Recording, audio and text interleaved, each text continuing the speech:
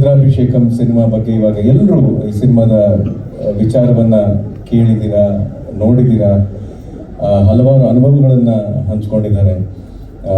ನಾನು ನಮ್ಮ ಅಷ್ಟೂ ಜನ ನಿರ್ಮಾಪಕರುಗಳಿಗೆ, ನಮ್ಮ ನಿರ್ದೇಶಕರು ವಸಂತ್ ಕುಮಾರ್ ಸರ್ಗೆ ನಾನು ಧನ್ಯವಾದಗಳನ್ನು ಇಷ್ಟಪಡ್ತೀನಿ. ಯಾಕೆ ಅಂದರೆ ಮೊನ್ನೆ ತನ ಇನ್ನೊಂದು ಪ್ರೆಸ್ ಮೀಟಲ್ಲಿ ಒಂದು ಸಿನಿಮಾ ಬಗ್ಗೆ ಮಾತಾಡಿದ್ದೆ. ಅಂದರೆ ಈಗ ಬರ್ತಿರುವಂಥ ಸಿನಿಮಾಗಳಲ್ಲಿ ಹೇಗೆ ಆ ಸಿನಿಮಾ ಮಾಡುವಂಥ ಆಸೆ ಆ ನಿರ್ಮಾಪಕರಿಗೆ, ನಿರ್ದೇಶಕರಿಗೆಲ್ಲ ಆಯಿತು ಅಂತ, ಅದೇ ಥರ ಈ ಸಿನಿಮಾ ಕೂಡ ರುದ್ರಾಭಿಷೇಕಂ ಅನ್ನೋ ಸಿನಿಮಾ, ಆ ಕಥೆಯಲ್ಲಿ ಬರುವಂಥ ಅಂಶ, ಜನ ಆ ಥರ ಒಂದು ಅಂಶ ನೋಡಿ ಹಲವಾರು ವರ್ಷ ಆಗಿದೆ. ಸೊ ಅದನ್ನು ಮತ್ತೆ ಆ ಥರ ಪಾತ್ರಗಳ ಮೂಲಕ ಯಾವುದೋ ಒಂದು ಸೀನ್ ಮುಖಾಂತರ ಅಭಿನಯ ಮಾಡುವಂಥ ಅವಕಾಶ ನಮಗೆ ಕೊಟ್ಟಿದ್ದಾರೆ. ನನಗಾಗಲಿ, ಪ್ರಿಯಾಂಕಾ ಅವ್ರಿಗಾಗಲಿ, ಬಲರಾಜ್ ಸರ್ಗೆ, ನವನೀತಾ ಮೇಡಮ್ ಅವ್ರಿಗೆ, ನಮ್ಮೆಲ್ಲ ಇಲ್ಲಿ ಹುಡುಗರು ಬಹಳ ಖುಷಿಪಟ್ಟು ಕೆಲಸ ಮಾಡಿದ್ದೀವಿ ಈ ಸಿನಿಮಾದಲ್ಲಿ. ಏನಕ್ಕೆ ಅದಕ್ಕೆ ಅವಕಾಶ ಆಯಿತು ಅಂತ ಹೇಳಿದ್ರೆ, ಒಂದು ಕತೆ ಬಗ್ಗೆ ನಿರ್ಮಾಪಕರಿಗೆ ಬಹಳ ನಂಬಿಕೆ ಇದ್ದಾಗ, ಒಂದು ಒಳ್ಳೆ ರೀತಿಯಲ್ಲಿ ವಿಶ್ವಾಸ ಇದ್ದಾಗ, ನಿರ್ದೇಶಕರ ಮೇಲೆ ನಂಬಿಕೆ ಇದ್ದಾಗ ವಾತಾವರಣ ಬಹಳ ತಿಳಿಯಾಗುತ್ತೆ, ಬಹಳ ಹಗುರ ಆಗುತ್ತೆ, ಬಹಳ ಖುಷಿ ಆಗುತ್ತೆ ಕೆಲಸ ಮಾಡೋದಕ್ಕೆ. ಅಂಥ ಅನುಭವಗಳನ್ನೇ ನಾನು ಕೂಡ ನನ್ನ ಎಲ್ಲ ಸಹ ಕಲಾವಿದರ ಜೊತೆಗೆ ನಾನು ಕೂಡ ಅನುಭವನ ಪಡೆದಿದ್ದೀನಿ. ನಾನು ಮನೋಹರ್ ಅಂಕಲ್ಗೆ ನಾನು ವಿಶೇಷವಾಗಿ ಥ್ಯಾಂಕ್ಸ್ ಹೇಳಬೇಕು. ಆ್ಯಕ್ಚುಲಿ ಮನೋಹರ್ ಅಂಕಲ್ದು ನಮ್ಮದು ಸ್ವಲ್ಪ ಕೆಲಸ ಬಾಕಿ ಇದೆ, ಡಿವೋಷನ್ ಆಲ್ಬಮ್ ಮಾಡಬೇಕು ಅಂತ ನಮ್ಮ ತಂದೆ ಹೇಳ್ತಾ ಇದ್ರು. ಅದನ್ನು ಈಗಲೂ ಹೇಳ್ತಾ ಇದ್ದೀವಿ, ಇನ್ನು ಯಾವಾಗ ಆಗುತ್ತೋ ಗೊತ್ತಿಲ್ಲ, ಬಹುಶಃ ಈಗ ಸ್ವಲ್ಪ ದಿವಸದಲ್ಲೇ ಆಗುತ್ತೆ. ಆದರೆ ಮನೋಹರ್ ಅಂಕಲ್ ಅವರ ಸಂಗೀತ ನಿರ್ದೇಶನದಲ್ಲಿ ಕೆಲಸ ಮಾಡುವಂಥ ಅವಕಾಶ ನಮಗೆ ಸಿಕ್ಕಿದೆ. ಅದು ಜನ್ಮದ ಜೋಡಿ ಆಗಿರ್ಬೋದು, ನಮ್ಮ ಚಿಕ್ಕ ಅಂತ ಒಂದು ಸಿನಿಮಾ ಅಂಕಲ್ ನಾವು ಕೆಲಸ ಮಾಡಿದಾಗ್ಬೋದು, ಅವಾಗವಾಗ ಕೆಲಸ ಮಾಡ್ತಿರ್ತೀವಿ. ಆದರೆ ಈ ಥರ ಕಥೆ ಸಿಕ್ಕಿದಾಗ, ಈ ಥರ ಒಂದು ಹಿನ್ನೆಲೆ ಸಿಕ್ಕಿದಾಗ ಕೆಲಸ ಮಾಡೋದಕ್ಕೆ ಒಂದು ವಿಶೇಷವಾದ ಚೈತನ್ಯ ಇರುತ್ತೆ. ಆ ಚೈತನ್ಯನೇ ರುದ್ರಾಭಿಷೇಕದಲ್ಲಿ ನಾವು ಶಿವಮಯ ಅಂತ ಹೇಳ್ತೀವಿ, ಎಲ್ಲವೂ ಶಿವಮಯ ಅಂತ. ಹಾಗೆ ಆ ಭಗವಂತನ ಪ್ರೇರೇಪಣೆಯಿಂದ ಈ ಕೆಲಸ ಆಗಿದೆ. ಮುಂದಕ್ಕೂ ಕೂಡ ನಿಮ್ಮೆಲ್ಲರ ಪ್ರೀತಿ, ಪ್ರೋತ್ಸಾಹ, ಮಾರ್ಗದರ್ಶನ ನಮ್ಮ ಮೇಲೆ ಇರಲಿ ಅಂತ ನಾನು ಕೇಳಿಕೊಂಡು ಬೇಡಿಕೊಂಡು, ನಿಮ್ಮೆಲ್ಲರ ಪ್ರೋತ್ಸಾಹ, ನಿಮ್ಮೆಲ್ಲರ ಆಶಯ ನನಗೆ ಬಹಳ ಮುಖ್ಯ.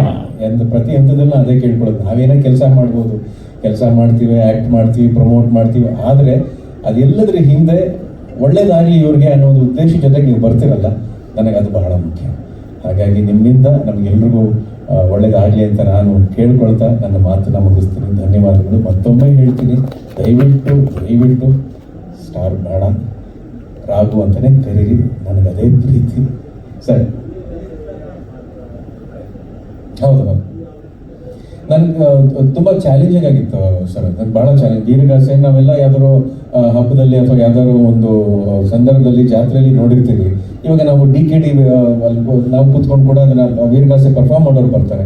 ಆದರೆ ಅಷ್ಟು ಮೇಕಪ್ಪನ್ನು ಧರಿಸಿ ಅದನ್ನು ಪರ್ಫಾರ್ಮ್ ಮಾಡೋದಿದೆಯಲ್ಲ, ನಾನು ಆ ಸಂದರ್ಭನ ಆ್ಯಕ್ಟಿಂಗ್ ಅಂತ ಹೇಳೋದಕ್ಕಿಂತ ಅದನ್ನು ಒಂದು ಪರ್ಫಾರ್ಮ್ ಅಂತ ಹೇಳೋದಕ್ಕೇ ನಾನು ಇಷ್ಟಪಡ್ತೀನಿ. ಯಾಕಂದರೆ ಎಲ್ಲ ಕಲಾವಿದರ ಜೊತೆ ಕೆಲಸ ಮಾಡ್ಬೇಕಾದ್ರೆ ಅದ್ರ ಹಿಂದೆ ಅವ್ರಿಗಿದ್ದಂಥ ಒಂದು ಭಕ್ತಿ, ಅದ್ರ ಹಿಂದೆ ಅವ್ರಿಗಿರೋ ಒಂದು ಅಗಾಢವಾದ ನಂಬಿಕೆ ಭಗವಂತನ ಮೇಲೆ. ಏನಾಯಿತು ಅಂದರೆ, ಆ್ಯಕ್ಚುಲಿ ನಾವು ಒಂದು ಫಸ್ಟು ಸಿನಿಮಾ ಆ ಪರ್ಟಿಕ್ಯುಲರ್ ಪೋರ್ಷನ್ ಶೂಟ್ ಮಾಡ್ಬೇಕಾದ್ರೆ ಮೇಕಪ್ ಎಲ್ಲ ಹಾಕಿದ್ರು, ಕಿರೀಟ ಹಾಕಿದ್ರು, ನಾನು ಸೀದಾ ಶಾರ್ಟ್ಗೆ ಹೋದೆ. ಏನೇ ಆದರೂ ಅದೊಂದು ಪರ್ಟಿಕ್ಯುಲರ್ ಶಾರ್ಟ್ ನಮಗೆ ಬರ್ತಿಲ್ಲ. 4ರಿಂದ 5 ಟೇಕ್ ಏನೋ ಬರಲಿಲ್ಲ. ಆಮೇಲೆ ಅವ್ರು ಯಾರೋ ಹೇಳಿದ್ರು, ಕಿವಿಲ್ ಬಂದು ಹೇಳಿದ್ರು, ಸರ್ ಕಿರೀಟ ಹಾಕೋತಿದ್ರಲ್ಲ, ಅದನ್ನು ಇಟ್ಬಿಟ್ಟು ಅದಕ್ಕೆ ಒಂದ್ಸಲ ನಮಸ್ಕಾರ ಮಾಡಿ, ಆಮೇಲೆ ಅದನ್ನು ಕಿರೀಟ ಧಾರಣೆ ಮಾಡಿ ಆಮೇಲೆ ಮಾಡಿ ಅಂತ. ಸರ್ ಒಂದೇ ಟೇಕಲ್ಲಿ ಓಕೆ ಆಯ್ತು ಅದನ್ನು ಮಾಡಾದ್ಮೇಲೆ. ಅಂದರೆ ನಾನು ಏನು ಹೇಳಕ್ಕೆ ಬರ್ತಿದ್ದೀನಿ ಅಂದರೆ, ಎಲ್ಲರ ಮನಸ್ಸಲ್ಲೂ ಒಂದು ವಿಶ್ವಾಸ ಅನ್ನೋದಿರುತ್ತೆ, ಎಲ್ಲರ ಮನಸ್ಸಲ್ಲೂ ಒಂದು ನಂಬಿಕೆ ಅನ್ನೋದಿರುತ್ತೆ. ಆ ನಂಬಿಕೆ ಒಂದ್ಸಲ ಎಷ್ಟು ಗಟ್ಟಿಯಾಗುತ್ತೆ ಅಂತ ಹೇಳಿದ್ರೆ, ಅಕಸ್ಮಾತ್ ಅದ್ರ ಬಗ್ಗೆ ಅರಿವು ಇಲ್ಲದಿರೋರ್ಗೂ ಕೂಡ ಅದರ ಪ್ರಭಾವ ಬೀರೋಕ್ಕೆ ಶುರುವಾಗುತ್ತೆ. ಇದನ್ನು ನಾನು ರುದ್ರಾಭಿಷೇಕ ಮಾಡಬೇಕಾದ್ರೆ ಅನುಭವಿಸಿದ್ದು, ಅದ್ರ ಬಗ್ಗೆ ಬಹಳ ಪ್ರೀತಿಯಿಂದ ಭಕ್ತಿಯನ್ನು ಮತ್ತೆ ಕಂಡುಕೊಂಡೆ ಅಂತ ಹೇಳಿದ್ರೆ ತಪ್ಪಾಗಲ್ಲ. ಇವಾಗ ತಾನೇ ಸಾಂಗ್ ನೋಡಿದೆ, ನಾನು ಇವಾಗಲೇ ಕೇಳಿದ್ದೆ ಸಾಂಗ್ ಶೂಟ್ ಮಾಡಬೇಕಾದ್ರೆ. ಆಫ್ ವಿಜುವಲ್ ನೋಡಿ ತುಂಬ ಚೆನ್ನಾಗಿದೆ. ಫುಲ್ ವಿಡಿಯೋ ಯಾವಾಗ ಬಿಡ್ತೀರಾ ಸರ್?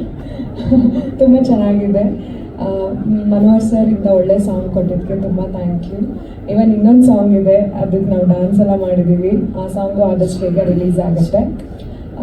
ರುದ್ರಾಭಿಷೇಕ ಬಗ್ಗೆ ನಾನು ಒಪ್ಪಿಗೆ ಮಾಡಬೇಕಾದ್ರೆ ನನಗೊಂದು 3 ಪಾಯಿಂಟ್ಸ್ ಇತ್ತು.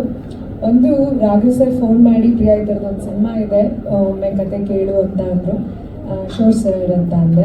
ಆವಾಗ ನನಗೆ ನಿರ್ದೇಶಕರು ಫೋನ್ ಮಾಡಿದಾಗ ಸರ್ ಬನ್ನಿ ಕತೆ ಕೇಳ್ತೀನಿ ಅಂತ ಅಂದಾಗ ಅವ್ರು ಮಾತಾಡಬೇಕಾದ್ರೆ ಕತೆ ಮುಗಿಯೋಷ್ಟೊತ್ತಿಗೆ ನನ್ನ ಮನಸ್ಸಲ್ಲೇ ನಾನು ಸರ್ ಪ್ಲೀಸ್ ಈ ಸಿನಿಮಾನ ನನಗೆ ಬೇಡ ಅಂತಲೇ ಹೇಳ್ಬಿಡಿ, ನನಗೆ ಬೇಕೇ ಬೇಕು ಅನ್ನೋಷ್ಟು ಇಷ್ಟ ಆಯಿತು. ಕಾರಣ ಈ ಸಿನಿಮಾದಲ್ಲಿ ಒಂದು ನಾನು ಶಿವನ ಭಕ್ತೆ, ಶಿವನ ಬಗ್ಗೆ ತುಂಬ ವಿಷಯಗಳಿದೆ. ಎರಡನೇದು ಎಲ್ಲ ಕಲಾವಿದರಿಗೂ ಸಿನಿಮಾ ಮಾಡಬೇಕಾದ್ರೆ ಒಂದು 4-5 ಸೀನಲ್ಲಿ ಬಂದುಬಿಟ್ರೆ ಸಾಕು ಅನಿಸುತ್ತೆ. ಬಟ್ ಕೆಲವೊಮ್ಮೆ ಫುಲ್ ಸಿನಿಮಾ ನಮಗೆ ಅವಕಾಶ ಸಿಕ್ಕಿದಾಗ ನಮ್ಮ ಪರ್ಫಾರ್ಮೆನ್ಸ್ನ ಆಡಿಯನ್ಸಿಗೆ ರೀಚ್ ಮಾಡೋಕ್ಕೆ ಒಂದು ಅವಕಾಶ ಸಿಗುತ್ತೆ. ಸೊ ನಾನು ಒಂದು 4-5 ಸಿನಿಮಾ ಮಾಡಿದ್ರೂ ಈ ಸಿನಿಮಾದಲ್ಲಿ ನನಗೆ ಒಂದು ಸ್ವಲ್ಪ ಜಾಸ್ತಿ ಒತ್ತಡ, ಅಂದರೆ ತುಂಬ ಜಾಸ್ತಿ ಅವಕಾಶ ಇದೆ. ಬಿಕಾಸ್ 2 ಪಾತ್ರದಲ್ಲಿ ನಾನು ಕೂಡ ಇದ್ದೀನಿ. ಇಲ್ಲಿ ಬರೋ ಪ್ರತಿಯೊಬ್ಬರು 2 ಪಾತ್ರ ಅಂತಾರೆ, ಅದ್ರಲ್ಲಿ ನಾನು ಕೂಡ ಇದ್ದೀನಿ. ಒಂದು ಹಳ್ಳಿ ಹುಡುಗಿಯಾಗಿ, ಇನ್ನೊಂದು ಸಿಟಿ ಹುಡುಗಿಯಾಗಿ. ಬಟ್ ಡಬಲ್ ಆ್ಯಕ್ಟಿಂಗ್ ಥರನೇ ಇರುತ್ತೆ. ಬಟ್ ನಾನು ಒಂದೇ ಸ್ಕ್ರೀನಲ್ಲಿ ಇಬ್ಬರು ಕಾಣಿಸಲ್ಲ. ಒಟ್ಟು ನನಗೆ ಅವಕಾಶ ಸಿಕ್ತು 2 ರೀತಿಯಲ್ಲಿ ಒಂದೇ ಸಿನಿಮಾದಲ್ಲಿ ನೋಡೋ ಅಂಥದ್ದು. ಅದನ್ನು ಕೇಳಿದ ತಕ್ಷಣ ಅಯ್ಯೋ ಇದು ನಾವು ಬಿಟ್ಟರೆ ಸಿಗಲ್ಲ ಈ ಥರ ಅವಕಾಶಗಳು ಕೆಲವೊಮ್ಮೆ ಕಲಾವಿದರಿಗೆ ಅಂತ ಹೇಳಿ ಅದು ಭಾಳ ಖುಷಿಯಾಗಿದ್ದ ವಿಷಯ ಫಸ್ಟ್. ಆಮೇಲೆ ನನಗೆ ರಾಘು ಸರ್ ಜೊತೆ ಆ್ಯಕ್ಟ್ ಮಾಡಬೇಕು ಅನ್ನೋದು ನನಗೆ, ನಾವು ಚಿಕ್ಕ ವಯಸ್ಸಿಂದನೂ ಸರ್ ಮತ್ತೆ ಹೇಳ್ಬಿಡಿ, ನಾವು ಚಿಕ್ಕ ವಯಸ್ಸಿಂದನೂ ತುಂಬ ಇಷ್ಟಪಟ್ಟು ಬಂದಿರೋದು. ಸೊ ನಮಗೆ ರಾಘು ಸರ್ ಜೊತೆ ಅವಕಾಶ ಸಿಕ್ಕಿದಾಗ ನನಗೂ ಭಾಳ ಖುಷಿ ಆಯಿತು, ಅವ್ರ ಜೊತೆ ಸ್ಕ್ರೀನ್ ಅಪಿರೆನ್ಸ್ ಸ್ಕ್ರೀನ್ ಶೇರ್ ಮಾಡಿದಾಗ. ಆಮೇಲೆ ಸೆಟ್ಟಲ್ಲಂತೂ ನಂಗೆ ತುಂಬಾ ಖುಷಿ ಇತ್ತು ಈ ಸಿನಿಮಾ ಮಾಡಬೇಕಾದ್ರೆ. ನಾನೊಬ್ಳು ಕಲಾವಿದೆಯಾಗಿ ಆ್ಯಕ್ಟ್ರೆಸ್ ಆಗಿ ಫೀಲೇ ಆಗಲಿಲ್ಲ. ನಾನೊಂಥರ ಮನೆ ಮಗಳೇ ಆಗಿಬಿಟ್ಟಿದ್ದೆ. ದೇವನಹಳ್ಳಿ ಆ ಒಂದು ಏನು ಸುತ್ತಮುತ್ತ ಆ ಒಂದು ಹಳ್ಳಿಯಲ್ಲಿ ನಾವು ಶೂಟ್ ಮಾಡಿದಾಗ ನನಗೆ ಕಂಪ್ಲೀಟ್ ನನಗೆ ಅನಿಸಿದ್ದು ನಾನು ಇಲ್ಲೇ ಯಾವುದೋ ಒಂದು ಟ್ರಿಪ್ಪಿಗೆ ಬಂದಿದ್ದೀನಿ, ಎಲ್ಲ ನನ್ನ ಕುಟುಂಬದ ಜೊತೆ ಕೆಲಸ ಮಾಡ್ತಿದ್ದೀನಿ ಅಂತಲೇ ಅನ್ನಿಸ್ತು. ಸೊ ಅಷ್ಟು ಚೆನ್ನಾಗಿ ನನಗೆ ನೋಡಿಕೊಂಡ್ರು. ಆಮೇಲೆ ನಮ್ಮ ಪ್ರೊಡ್ಯೂಸರ್ಸ್ಗಳ ಬಗ್ಗೆ ಹೇಳಬೇಕು ಅಂತಂದರೆ ಒಗ್ಗಟ್ಟಲ್ಲಿ ಬಲವಿದೆ ಅನ್ನೋದು ಒಂದು ಸಾಕ್ಷಿಯಾಗಿ ನಿಂತಿದ್ದಾರೆ ನಮ್ಮ ಸಿನಿಮಾ ನಿರ್ಮಾಪಕರು. So all the best sir ನಿಮ್ಮೆಲ್ಲರಿಗೂ. ಸೊ ಮತ್ತು ನನ್ನ ಎಲ್ಲ ಸಹ ಕಲಾವಿದ್ರಿಗೆ ನಾನು ಖುಷಿಯಾಗಿ ನಾನು ಹೇಳ್ಕೊಳ್ತೀನಿ, ತುಂಬ ಸಪೋರ್ಟ್ ಮಾಡಿದ್ರು. ನನ್ನ ಅಜ್ಜಿ ಪಾತ್ರ ಇರ್ಬೋದು, ನನ್ನೆಲ್ಲ ವಿಲನ್ಸ್ ಇವರು ಚೆನ್ನಾಗಿ ಹೊಡೆದಿದ್ದೀನಿ ನಾನು. ಆಮೇಲೆ ನಿಜ ಹೇಳ್ಬೇಕು ಅಂತಂದರೆ ಅವ್ರಿಗೆ ಹೊಡಿಬೇಕಾರಲ್ಲ ಯಾರನ್ನೋ ನೆನೆಸ್ಕೊಂಡೆಲ್ಲ ಹೊಡೆದಿದ್ದೀನಿ. ಬಿಕಾಸ್ ಕ್ಲೈಮ್ಯಾಕ್ಸಲ್ಲಿ ನನಗೆ ಸರಿಯಾಗಿ ರಿವೆಂಜ್ ತೀರಿಸ್ಕೊಳ್ಳೋದೇ ಈ ಸಿನಿಮಾದಲ್ಲಿ ಬರುತ್ತೆ. ಸೊ ನನ್ನ 4 ಪಾತ್ರಧಾರಿಗಳಿಗೆ ಚೆನ್ನಾಗಿ ಹೊಡೆದಿದ್ದೀನಿ. ಸೊ ಮಜಾ ಮಾಡಿದ್ದೀನಿ ನಾನು ಸಿನಿಮಾ ಶೂಟಿಂಗ್ ಮಾಡಬೇಕಾದ್ರೆ. ಸೊ ಈ ಸಿನಿಮಾ ನಿಜವಾಗ್ಲೂ 1-2 ಅವರ್ ನೀವು ಕುತ್ಕೊಂಡು ಸಿನಿಮಾ ನೋಡಬೇಕಾದ್ರೆ ಒಂದು ಒಳ್ಳೆ ಎಂಟರ್ಟೈನ್ಮೆಂಟ್ ಸಿಗುತ್ತೆ. ಖಂಡಿತವಾಗ್ಲೂ ಥಿಯೇಟ್ರಿಗೆ ಬನ್ನಿ, ಸಿನಿಮಾ ನೋಡಿ. ನಮ್ಮ ಕನ್ನಡದ ಎಲ್ಲ ಕಲಾವಿದರಿಗೂ, ಎಲ್ಲ ಸಿನಿಮಾ ಮಾಡ್ತಿರೋರಿಗೂ ನಿಮ್ಮ ಸಪೋರ್ಟ್ ಯಾವಾಗಲೂ ಹೀಗೆ ಇರಬೇಕು. ಹಾಗೆ ನೀವು ನಮ್ಮ ಪತ್ರಕರ್ತರು ದಯವಿಟ್ಟು ರೀಚ್ ಮಾಡಿಸಿ ಆಡಿಯನ್ಸಿಗೆ ಅಂತ ನಾನು ಕೇಳ್ಕೊಳ್ತೀನಿ. Thank you.